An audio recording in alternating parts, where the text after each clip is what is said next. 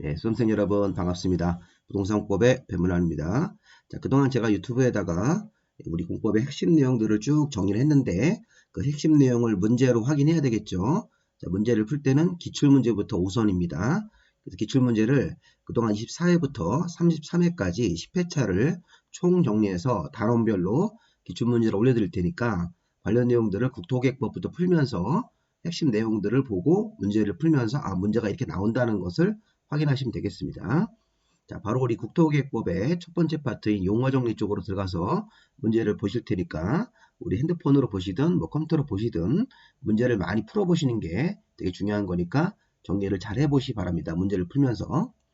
자, 문제 주제를 제가 이렇게 분홍색으로 만들었으니까 주제를 보시면서 파악하시는 겁니다.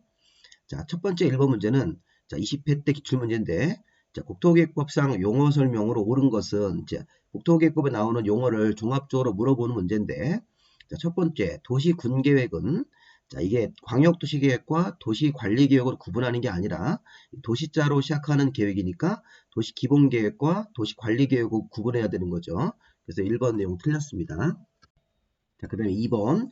자, 기반시설 중에서 도시관리계획으로 결정된 시설은 공공설이 아니라 도시군 계획설이 되는 거죠. 자, 기반시설 중에서 도로, 공원, 학교 같은 것들 중에서 도시관리계획으로 결정이 되면 그때부터는 이 기반시설이 아니라 도시군 계획설로 바뀌는 거죠. 그래서 우리가 기반시설 중 도시관리계획으로 결정된 시설은 도시군 계획설이다. 이렇게 되는 거니까 2번도 틀렸습니다. 자, 세 번째, 도시군 기본계획이란 줄여서 도시기본계획은 시군구 관할구역에 대해서 기본적인 공간구조를 제시하는 계획이 아니라 자, 도시군 기본계획할 때 도시는 특별시, 광역시, 자치시와 자치도, 시군의 관할구역에 대해서 기본적인 공간구조와 장기발전 방향을 제시하는 계획이니까 요 시군구가 틀렸습니다. 시군구. 여기를 특별시, 광역시, 자치시와 자치도, 시군의 이렇게 6개의 관할구역에 대해서 기본적인 공간구조를 제시하는 계획이라고 해야지 맞습니다. 자, 4번. 자, 광역도시계획은 광역계획권의 장기발전 방향을 제시하는 계획이다. 이게 맞죠? 광역도시계획은 2개 이상 도시를 묶어서 광역계획권의 장기발전 방향을 제시하는 계획이다. 정답이 4번이네요. 자, 용도구역은 용도지역 행위 제한을 강화하기 위해서가 아니라 우리 나중에 배울 건데 용도구역은 5가지가 있었죠. 용도구역은 용도지역 및 용도지구의 행위 제한을 강화 또는 완화하기 위해서 자, 시장군수가 여기 강화 또는 완화라고 바꿔야 됩니다. 그리고 시장군수가 도시관리계획으로 결정하는 지역이 아니고 자, 도시관리계획으로 결정하는 건 맞는데 이 용도구역 중에 국토부 장관은 개발제한구역이 도시자연보호구역은 시도지사나 대도시가 시가와조정구역은 시도지사 또는 국토부 장관, 수산자원보호구역은 해양수산부 장관 이렇게 관청들이 다 틀리기 때문에 시장군수가 결정하는 경우는 없습니다. 시장군수가 아니라 해당 관청들이 각각 국토부 장관이든 시도나 대도시든 이런 관청들이 도시관리계획으로 결정하는 거니까 자, 일단은 강화가 틀렸습니다. 강화 또는 완화라고 해야 되고 시장군수도 잘못됐습니다. 시장군수 대신 국토부 장관이나 시도의사나 대도시, 해양산부 장관이 결정한다고 해야 됩니다. 자, 지금 옳은 걸 찾는 거는 정답이 4번이겠죠. 정답 4번으로 수정했습니다. 자, 그래서 우리가 1번 문제는 이게 용어 정리 문제로서, 종합 문제로서 정답은 4번이니까 이런 것도 시험 문제 나올 수 있으니까 보시기 바랍니다. 제가 주로 24회부터 33문제는 거의 실어놨는데 이렇게 옛날 문제도 있으니까 참고로 같이 보시기 바랍니다. 자, 2번 문제 보시면 자, 이게 국토계획법상 도시관리계획으로 결정해야 되는 사항을 모두 고른 것으로 이렇게 돼 있죠. 자, 도시관리계획으로 결정하는 내용은 우리가 6가지가 있었죠. 용도 지역지구부터 입지규제 최수구역까지.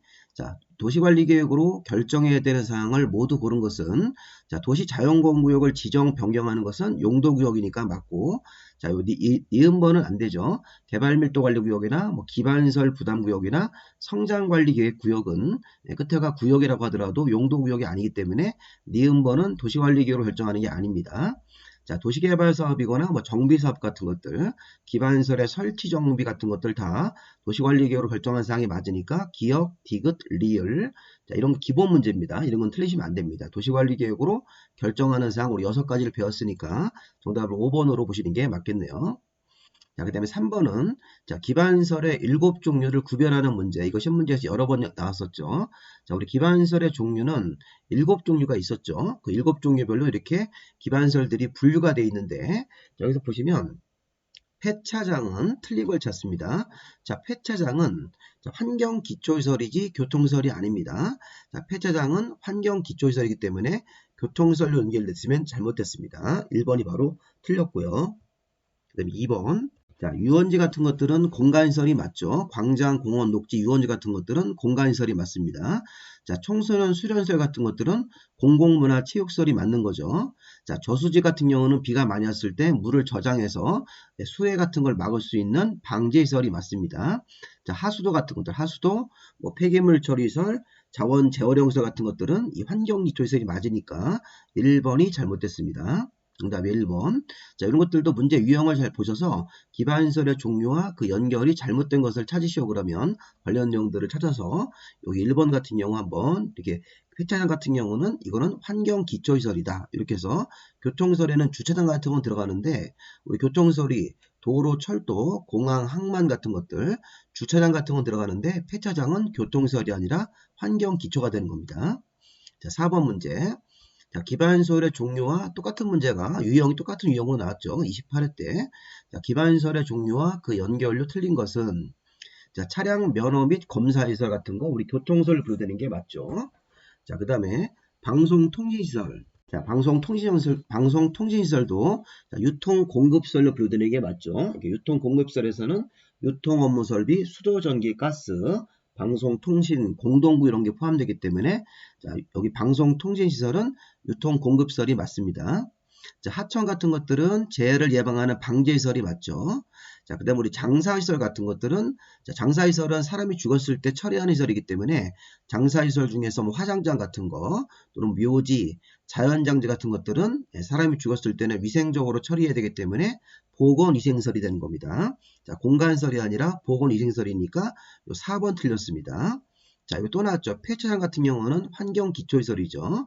자, 이거는 우리가 교통시설이 아니라 환경기초가 맞으니까 5번 질문 맞고 정답은 4번을 정답으로 봐야 되겠습니다. 자, 3번 문제하고 4번 문제는 같은 형태의 문제니까 그런 형태로 유형만 이렇게 같은 형태고 안에 지문만 바꾼 거죠. 자, 5번 문제도 용어 정리 종합 문제인데 자, 국토계획법의 내용으로 옳은 걸 찾습니다. 자, 도시군계획이란 특별시, 광역시, 자치시와 자치도, 시 또는 그 다음에 그 관할 시 또는 군의